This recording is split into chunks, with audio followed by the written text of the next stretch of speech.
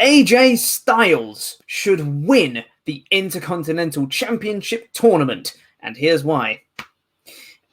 Gimmick infringement. Welcome to the WrestleTalk podcast. I am Eyebrowless Chopper Pete Quinnell. I'm joined by Randy Andy Datson.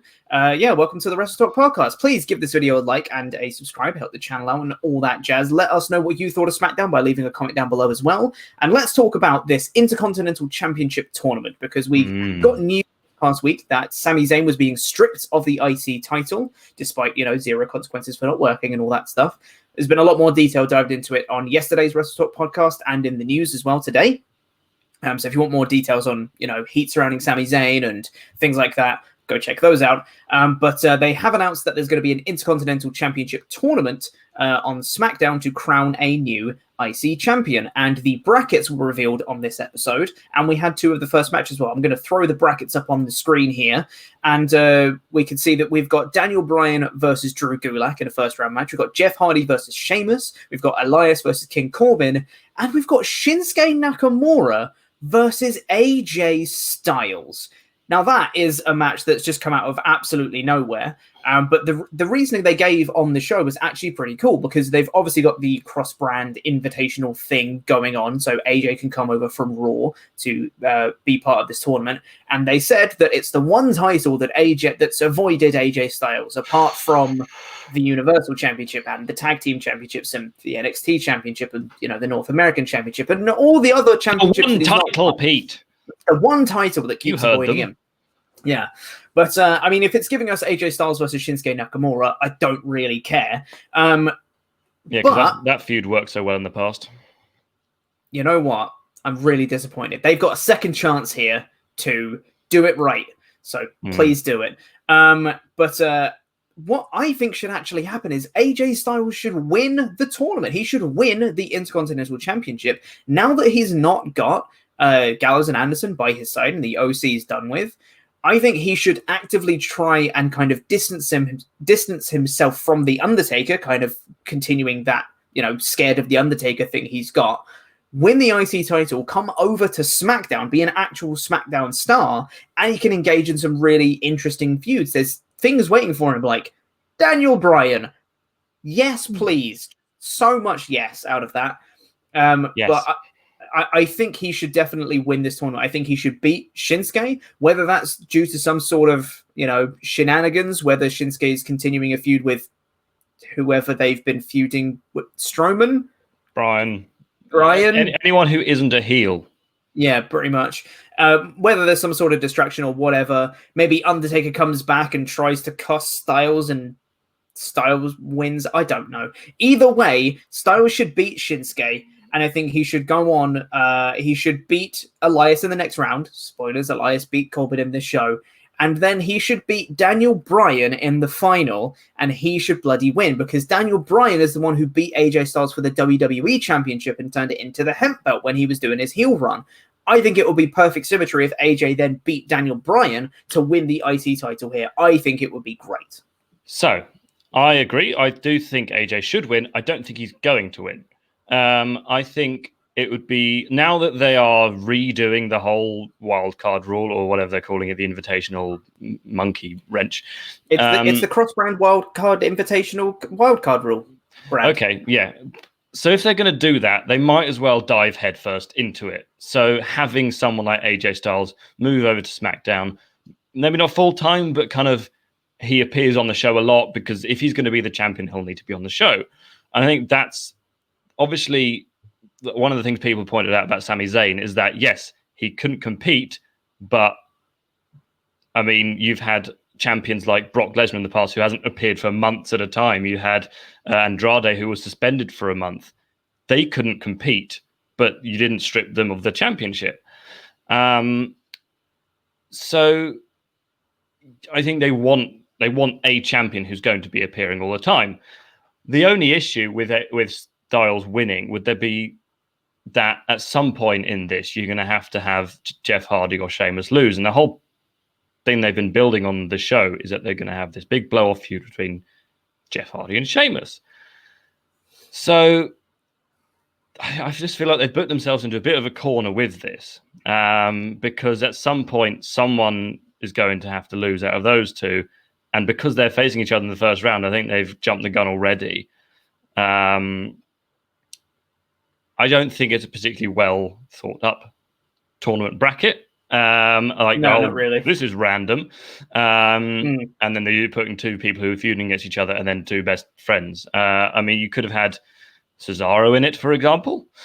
I mean, the fact that Cesaro's not in it already was kind of a red flag for me. I looked at all the competitors. I was like, where's Cesaro? He should definitely be in this tournament. Yeah. But then I saw AJ Styles versus Shinsuke and I kind of forgot about it.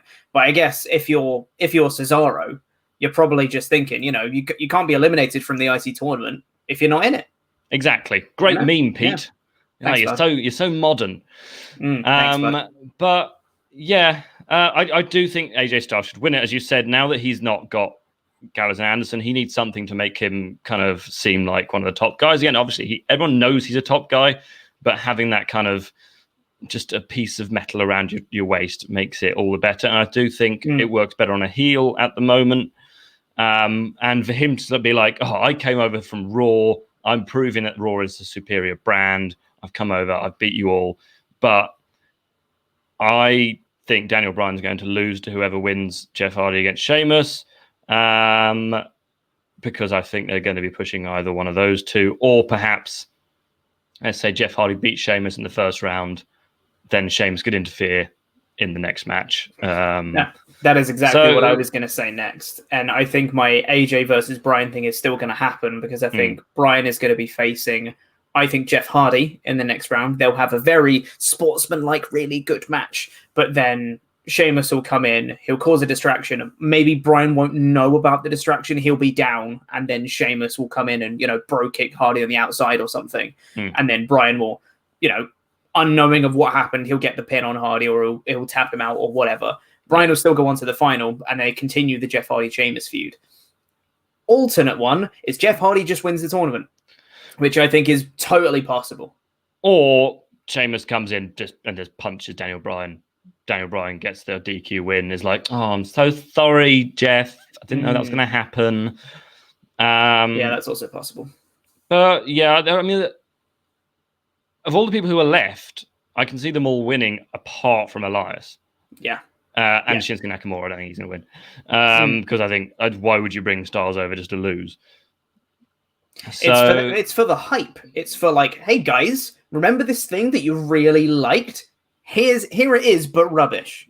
And then they're both heels, so it doesn't make sense for like Shinsuke to try and use. We'll use get the on Undertaker. to heels facing heels later in the show. But, I think the best outcome is AJ Styles to win, AJ Styles to lord it over the whole SmackDown division, and then for someone to rise up against him.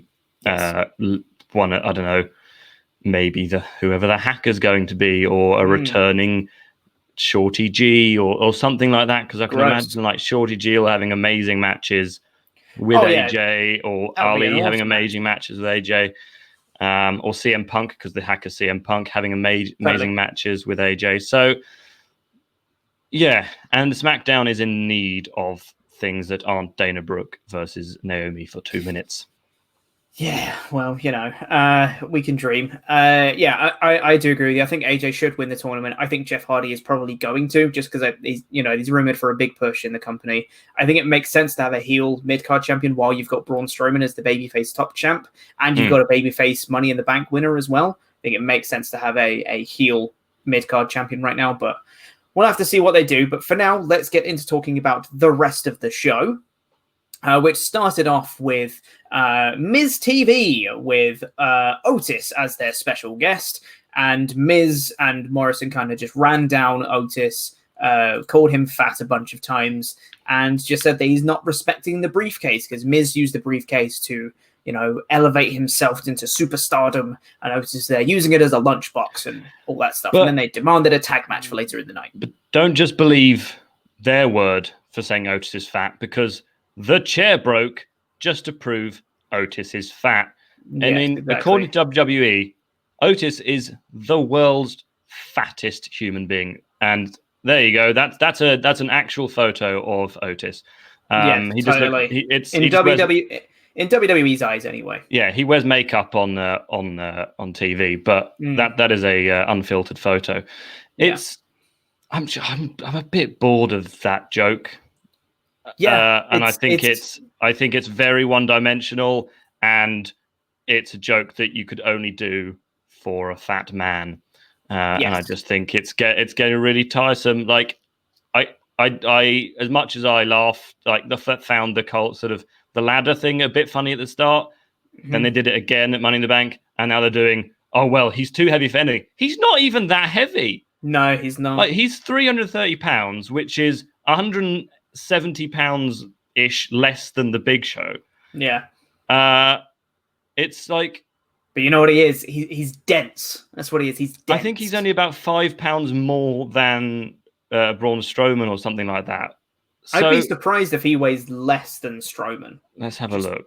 Because when they get later on in the show and the two are standing side by side later on in the show, I'm like, Otis is so much smaller than Strowman. So Strowman is actually 50 pounds heavier. Yeah. And Strowman was in a chair a couple of weeks ago on Moment of Bliss. So Moment of Bliss, yeah. It's just not that funny anymore. Like, No. You're fat, you're fat, you're fat, you're fat, you're fat, you're fat. Oh, and by the way, you're fat. Yeah, it's a very repetitive joke. It's lost its shine, very much so. Whatever. Yeah. And they're saying, like, you never climbed the ladder, you got lucky. Yes. Which is true. And then Otis goes, oh, there's lots of stuff in my briefcase. Oh, and there's a sausage in it or a bratwurst or something like that. And it's like, food. He likes food, yeah. And then they showed like pictures of him from when he was younger, saying, you weren't just fat now, you're a fat child as well. Look at you. Yeah. Oh, and by the way, you've got learning disabilities, which makes it even funnier. For some reason. So he did an interview last week saying that he's struggled with dyslexia all his life. And so WWE have gone, ha! That's hilarious. There's a fat guy with dyslexia. Let's sort of shame him on TV. Yeah, it's absolutely ridiculous. But towards the end of that segment, Miz and Morrison demanded a tag team match with Otis. And he was saying that Tucker couldn't make it to the building, so he'd have to find a new partner. So Otis, probably throughout the show, was just saying, I am once again asking for a tag team partner. Oh, what a meme, Pete. You're really smashing it out of the park today. Smashing the memes today, mate. The strangest part of this segment, and I believe that we got something lined up for this, but the strangest part of the segment was, so Otis broke the chair, and then towards the end, Miz is going, you're so pathetic. You can't even get a tag team partner. And then a bloke just walks in 5 minutes late with a chair. And just replaces the broken chair. And then it doesn't play into anything. And Miz just calls Matt. He's like, what? Why are you? You're late. Why are you doing that? And then the segment just carries on, and it doesn't play into anything for the rest of the show. So that is our SmackDown highlight of the week. It's this clip right here. Is willing to tag with you. What are you doing? A little bit late for that. A little bit late for that. Yeah, that's it. That was fantastic. That guy. Either they were supposed to do that ages ago, or he was sitting at ringside watching the thing and going, oh, crap, I was supposed to replace the... Oh, no, I'll do it now. And then Miz just is like, understandably like, okay. A little bit late for that. Sure. Yeah. And that was right at the end of the segment as well. That was literally as Miz was like wrapping up his promo on Otis. And then he just replaced the chair and he goes, and we want a tag match later tonight. And that's the segment. It was like, why even bother at that point? So weird. That finished. Yeah, that was a segment, wasn't it? And then after that, we get the brackets revealed for the Intercontinental Championship tournament, which we've spoken about. And the first match in that tournament kicked off, which was Elias versus King Corbin. It's really weird that these random brackets put these people that are feuding together. So weird. And this was a long match. Yeah, it was. Especially when you've got Naomi Dana Brooke next, which goes a minute or minute two. And a half. Yeah. It was, so as you said, the brackets of stars: Nakamura, Jeff Hardy, Sheamus, Bryan, Gulick, and we started with Elias Corbin and Bryan Gulick later in the show. Did you get a glitch on Yes. your feed. Was that on I think purpose? the feed just cut out. Was that on which is purpose, do you unfortunate. think? No. Because I it don't think wasn't so at all. I was going to say, because it wasn't a glitch. It was just No. the feed. Okay, cool. Yeah. It was a very standard match. It was perfectly fine. Unsurprisingly, between King Corbin, who's kind of his wrestling style is to slow down people and to be a heel, and Elias, who, as much as I enjoy Elias's gimmicks, isn't the best. He isn't the most talented in-ring technician, shall we say. He's got about 8 moves, and they're all pretty same. A lot of chin locks, a lot of sort of knees and clotheslines. And the finish didn't really make a lot of sense. So Corbin grabs the guitar, breaks it, and Elias, who's furious at this, was like, "Do you know what? I'm going to roll you up." Yeah. And he won with a roll-up, and then you sort of escaped, and Corbin is now facing... and Corbin's reward for losing this match is to face Drew McIntyre for the WWE Championship next week on Raw. I don't think it's a title match, but... Oh, is it not? Okay. No, but he is facing the WWE Champion next week after losing to Elias. As soon as Corbin grabbed the guitar and smashed it over the pile, I was like, well, Elias is winning with the roll-up, isn't he? And he did. No, I just thought Elias was going to run wild and actually hit his finisher, but he just hit him with one knee and rolled him up. Yes, because that's the ultimate move in WWE. SmackDown. The roll-up.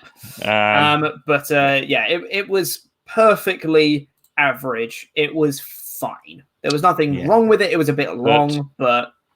Yeah, Elias goes on to the next round. So, is it King Corbin? No, it's Elias Queen. It's pretty bad, mate. Not gonna lie. I actually quite like that one.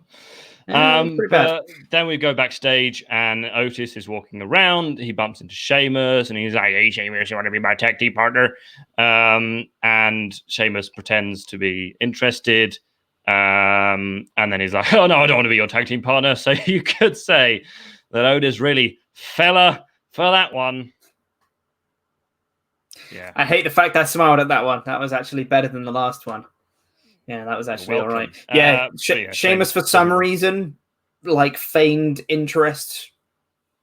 I didn't really fit his character, I didn't think, since he's come back, because he's just been a hard ass. He should have just been like, "Do you want to be my tag partner?" He should have been like, "No," and then bro kicked him. Like, that would have been, I think, a better fit for Sheamus, but, whatever. But then we go backstage again, and it's Mandy going up to Otis, and Otis is like, "Oh, I need to find a tag partner." And Mandy's just like, "Oh, yeah, why don't you ask Braun Strowman? He's the Universal Champion." And Otis is like, "It's a good idea, Mandy." "Oh, yeah, my beautiful peach, yeah." It was just, it's fine. I mean, Mandy Rose is Mandy Rose is his little orange helper, who is sort of his guardian angel, who shows him the light. So he's like, "Oh yeah, that's a great idea. Great. I'm going to go and ask Braun Strowman." So which was fine. And then there was another glitch, and then there was kind of like, no one is safe again. So I feel like there was a plan to unveil who it was going to be at Money in the Bank, but then they just were like, "Oh no, we can't fit this in the show somehow." So now they're just doing the same thing with stock video of people on the street. There was news this past week of a major storyline getting scrapped that was supposed to be like a slow building through spring to summer kind of massive angle, kind of like, Vince in the limo or the Nexus or something like that, which had to get scrapped. I'm thinking it might have been the Hacker, because the Hacker at this point has done nothing since they've revealed the Sonya Deville and Mandy Rose stuff. Yeah. And they just keep saying every week, "Oh, the truth will be heard, the truth will be heard," but they really don't seem to be in a rush to do that. So I'm thinking they're just kind of spinning the wheels until they can do something with it. Yeah. Because apparently, according to that major storyline that was scrapped, it's supposedly the lack of crowd reaction is what's canned it, because the crowd is apparently really important to this angle, whatever it was. So, yeah, I mean, and you imagine the writing team going every week going, "Right, so do we know what the truth is going to be yet?" "No." "All right, well, we'll just tell them that the truth is going to be heard next week," or whatever. And then we got Otis, who finds Braun And he's like, hey, do you want to be my tag team partner? And Raw's like, well, whoa, I know what this is about. I've been Money in the Bank holder before. Are you just gonna? Is this just to try and get me in the ring so you can pin me? And Otis is like, oh no, I never do that, never do that. He's like, oh, I'll think about it. Mm-hmm. I quite like that from Braun. I like that he's not an idiot. I like that he's not just like, oh yeah, buddy, old pal, let's go do a wrestle. Yeah, we're both beefy men. So which was I like that as well. It shows that he's not an idiot. But who did look like an idiot is Naomi. Because it's the rematch we all wanted from 4 weeks ago. Dana Brooke versus Naomi. Look, it's a women's match. Brooke rolled her up in 2 minutes. Completely pointless. No one gets anything from this because they're not going to push Dana Brooke. And Naomi, who is legitimately one of the best women's wrestlers WWE has, looks like a goof because she's now just lost twice to Dana Brooke. Yeah. So, if Naomi beats Dana Brooke now, it doesn't matter. Yeah, that's just 50-50 booking if Naomi beats Dana now. And I think what they were trying to do, what they were saying on commentary is like, oh, well, Dana's improving in confidence now. Because before she was very kind of unsure and she was like, oh my God, I won? Holy crap, I can win matches. And this one, she rolled up Naomi and was just like, well, you win some, you lose some. This is pretty cool. I can win matches now. So I think the storyline they're trying to tell is that Dana's improving, and I will give her credit. She is improving. Yeah, absolutely. Outside of storyline, I think she's a much better performer now than she was. Like she held her own against Naomi here. Like there didn't seem to be a talent difference at all between the two. She can't show impressive. That she's improving if you give her a 2-minute match, which ends in a roll up, in which there was like 3 moves. Mm-hmm. There was her like really wrestling, her cartwheel thing that she does. The springboard elbow thingy, Bob. Springboard elbow. Not a springboard. I know what it is. It's anyway, whatever. And then Naomi tries to go up top rope. That doesn't work. And then she gets rolled up. And it's like, that didn't need to happen. Or if it did need to happen, to cut 5 minutes off the Elias match and give it to these guys. Stick it on this one, yeah. Whatever. And then early in the night, we'd had it announced that Charlotte Flair was going to be there because the Invitational cross-brand, whatever. Brand. And she goes, I'm the hardest working woman in the industry. I have really white teeth. And I'm going to be on Raw, SmackDown, NXT, 205 Live, Total Divas. NXT UK. And AEW. Yeah. So she talks for a few minutes, says that she's tall, she's blonde, and that her last name is Flair, and then she gets interrupted by... She is a heel, isn't she? Very much so. Yeah. Very heel-like. And she was saying, in a very heelish way, she was like, they should have a picture of me up on the wall so that everyone that walks through these doors can aspire to be like me. Like, really, like, hamming it up in the heel factor. And then she gets interrupted by the 2 biggest heels on SmackDown, in the women's division at the very least, Bayley and Sasha Banks.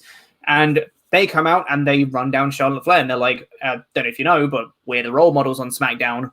Get out of our ring, pretty much. And then Charlotte just kind of tries to stir the beef up between Banks and Bayley, just saying like, hey, Banks, are you okay with not being your own woman? Like, we main evented we main evented Raws together. We main evented the first women's match to main event of pay-per-view was us. We've had some epic battles together, but now you're just in the shadow of Bayley. How do you feel about that? And Banks, was looking a bit sad and a bit, oh no, I guess I don't really want to be my own woman, etc. And it kind of all just sets up Bayley versus Charlotte next week, champion versus champion match. Charlotte's winning. Weird. It's going to be so weird because they're both heels, and occasionally heel versus heel matches can really, really work. I just don't. These 2 characters just don't seem to mesh at all. I liked Bayley's reasoning of being like, excuse me, I'm the main role model here, get out of my ring. But I just don't think it connects in terms of an actual matchup. Like, the psychology of the match is going to be really, really strange because one of them is going to have to be, getting beaten down, and then it kind of negates. They both have the same character. So if one of them is, coming out on top of the other one, then it kind of defeats the other person's character, if that makes sense. Yeah. It's going to be a strange match next week. But I am curious to see it. So, there's that, I guess. Yeah, it'll be fine. It'll be good, I'm sure. But, it's kind of just it's just sort of stirring the pot for Sasha Banks to turn, which feels like the way they're definitely going now. And then we've got a Forgotten Sons promo. They go, we're Marines, we're in the army, we're Marines, and we're real means. And do you know what? Even though it was a very short promo, and that's all they pretty much said, that's more character than they've ever been given in NXT. Yeah, I just don't. Nice. I just don't. I can never get on board with the whole gimmick, which is I was in the army, and therefore that's me. And then Miz and Morrison backstage, they say nothing and start singing. I do think you missed a very brief segment there, though, which I thought was a very funny moment on the show. Very funny, sweaty Braun. Braun Strowman backstage, kind of with a, like a resistance band training and just kind of getting pumped. Kayla Braxton walks over to him, just like, oh my God, Braun, you're warming up. Does that mean you've accepted Otis's tag team partner? You're going to be with him tonight in the main event? And he just goes, no, I'm still mulling it over. This is how I think. And just kept on pumping. And you know what? It was actually really funny. I laughed at that. He was very shiny. Totally. And Kayla Braxton is short. That she is. I mean, I think if they want to have Braun be a comedy character or have comedy chops, this is how he should be used. Very kind of short one-liners, and it's just kind of, he's a big gruff man and he just does, bruh, don't leave me alone, I like, bruh, I'm Braun, I'm big. That's how he should be used for comedic effect, rather than, doing the whole bye against Bray Wyatt. It was jarring, very jarring. But that I thought was very funny. You talked about the next two things. Then we got the best match on the card, and the best match I've seen in bloody ages. Daniel Bryan versus Drew Gulak. What a bloody match this was. God, I say the best match I've seen in ages. That's a lie. Matt Riddle versus Timothy Thatcher in NXT was amazing. But this I thought was awesome. It was a mat wrestling clinic. So many submissions. It was just the two of them just kind of going at it, just friendly agreement. Let's just put this match on. Gulak gets the Gulock in early, and Daniel Bryan only just manages to escape. And he was like, oh damn, that was pretty close actually. And then later on, Daniel Bryan was working over his leg through the whole thing, and it all kind of culminated with these so many counters and ingenious ways of getting from spot to spot to spot, and just such fluid movements through everything. Daniel Bryan hits like a inverted dragon screw. It looked nasty, whatever it was, and then gets in the heel hook and makes Gulak tap. And it was an awesome match. Awesome match. And I mean, what guys? You expect them to be a lot of mat wrestling. You expect a lot of submission, and you expect at some point Bryan to be dropped horribly on top of his head. I don't know what that was. Yeah. It looked like he couldn't decide whether he was just doing a normal slam or whether he was doing like a Michinoku driver. It just kind of ended up as a and I almost tipped him on his head. I mean, to be fair, Bryan got him back a couple of minutes later with a pretty nasty looking release German suplex. Yeah. As I remember, the last time these guys was so good. The last time these guys had a match, Bryan flew about halfway across the ring and landed on his neck. Also, that match, Bryan's testicle fell out of his trunks. So that's my fond memory. Yeah. It was a great match. And then Renee Young comes up to Daniel Bryan and says, "Hey, Daniel, nice match, well done." And he goes, "Yeah, it'd mean a lot for me to win. I never lost it. I had to retire and lose the belt. And I want it to represent the best in WWE, and I think that I am the best in WWE," which was a nice little promo. I thought it was a great promo. For me, it really elevated the Intercontinental Championship a bit more, and it really showed that he does really want to win it. Yeah, exactly. Really kind of elevated the title. And then we got another Sonya Deville promo, who apparently lives in an airing cupboard with Dolph Ziggler. She goes, to Mandy, I'm going to humiliate you. Are you actually good at anything? You're only good at being blonde and pretty. Otis is fat. I'm going to ruin your life. Otis is fat. And I'm just getting started. Otis is fat. And see you next week, bitch. And Otis is fat. Of course, she had to say bitch because there he is. Look, that's the thing. It builds this again, and they're having a mixed tag match next week. Whatever. I thought it was a cracking promo. No, good promo. I just not the match is what I'm saying. Whatever about. Yeah, I'm still invested in the match. I'm actually really invested in Sonya Deville right now. I think she's a superstar waiting to happen. And now that Becky Lynch is gone, I think there's room for someone to kind of be the biggest woman on the roster. Hopefully not Charlotte Flair. Pretty please not Charlotte Flair. And if Sonya keeps going the way she's going, she's cutting killer promos every week. The beatdown angle with Mandy looked really, really good. If she gets like a spotlight in this mixed tag match, if they pick up a win and Sonya's the one to like pin Mandy decisively and she looks good in the match, this could be a star-making performance for her. I'm really excited about seeing where Sonya Deville can go from here because, I thought it was a great way to get me excited for the match next week. No, I've always really liked Sonya, and I really hope that this is the start of something. And I hope there's not just her going, "Oh, Mandy, you're not good at anything," and then Mandy wins, and then she's like, "Oh, Mandy is good at stuff." Yeah. But then we got our main event, which it was Braun. So Braun comes out after Miz and Morrison sort of taunting Otis a bit, like, "Oh, you haven't got a partner." This match was quick. Not a lot Very to quick. it other than Braun and kind of Otis just being bigger and beefier. There was a moment which I still etched into my corneas where Strowman does a caterpillar in which he just sort of falls and then gets up and then falls. There was no real caterpillar to it. It was more like dead caterpillar. Otis is very good at the caterpillar, and anyone who tries to do it just reveals that they're not as good as Otis. Yes, and again, this is your Universal Champion. I don't really want to see him doing that, but whatever. He's with Otis, so you can kind of get away with it. Strowman pins Morrison quite quickly. They celebrate together. Otis sort of does a little tease of, I don't know what he was thinking of doing, but he sort of, him? He was I like, don't know. And it was like, what? But he put the briefcase down. The whole thing is that you hit them with the briefcase. So I don't know what he was going to try and do, like a caterpillar on Strowman. Mandy comes out. They celebrate together, and that's the show. Otis is going, nah. Pretty much, yeah. It was a very short match. Miz and Morrison kind of didn't really get much offense in this match, or not too much anyway. Really like one cool bit from this was Morrison kind of firing up and starting to come back on Strowman. Got cut off pretty much immediately, but just the way he was fired up and just kind of laying into Strowman, just punching him, hitting kicks and stuff. Bounced off the ropes, and he kind of did like a tilt-a-whirl power slam from Strowman to win the match. I thought was quite cool. One thing I didn't like was Michael Cole. Oh, to be honest, trying to describe Otis. Trying to describe Otis at the start of the match. He's like, he's all fun and games and all that stuff, but he's a deadly competitor, blah, blah, blah. And then he goes, well, you got to admit, he's fun to watch. And I said, no, don't use that line. Do not use that line, Michael Cole, because you use that for people like the Lucha House Party. Don't use it for Otis. It's bad by association.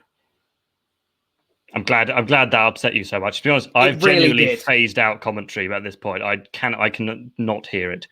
I think also as well from the end of the show, I think they're over teasing that he's going to cash in on Braun, so he won't cash in on Braun. I don't think he's going to cash in on Braun. Yeah, so it's either going to be that he'll tag in for a tag team title match, which is the rumored plan, or there was actually a really cool one that someone sent in to an email to me recently that I read out on the NXT podcast, was that he would give the briefcase to Mandy and Mandy would cash it in instead. Which I thought makes sense for his character. That makes sense, and there's a chance that they will get bored of Otis with the briefcase, and he'll lose it. And he'll just lose. Yeah, totally possible. But that was the show. Overall, I quite enjoyed the show. I thought it was a really solid building show, not necessarily for Backlash, but for next week's show. I thought it did really, really well in setting up quite a few interesting matches. When is Backlash? At some point.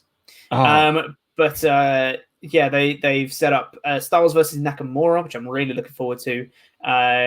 Seeing just where the rest of the IC title tournament goes is interesting to me. Bayley Banks and Charlotte, curious to see that match next week. Should be good, hopefully. And just more of Otis. I feel like they're overexposing Otis a little bit, though. Having the whole show revolve around him, I think, is overdoing his. I don't mind that on the Fallout show to Money in the Bank. That's fine. Mm-hmm. Because it's the one show that they should overhype him, really.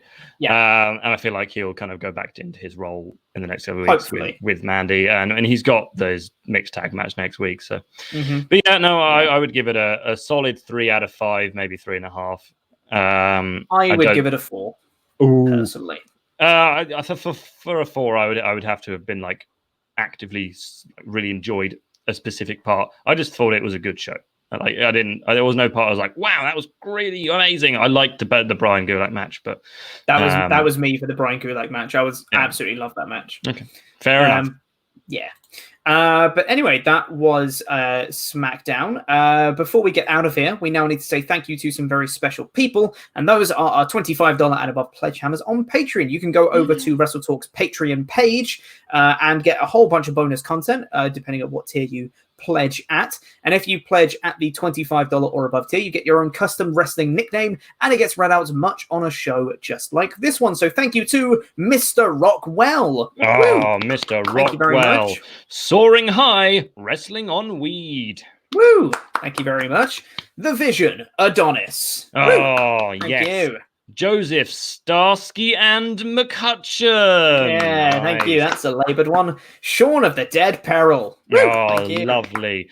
Former star athlete and now head coach Lendell Brenson. Woo! Thank you. The Baddest Boy, Joey Gianella. Oh, Woo! nice. Thank you. The monster among patrons, Brian Strowman. Woo, yes. Apt.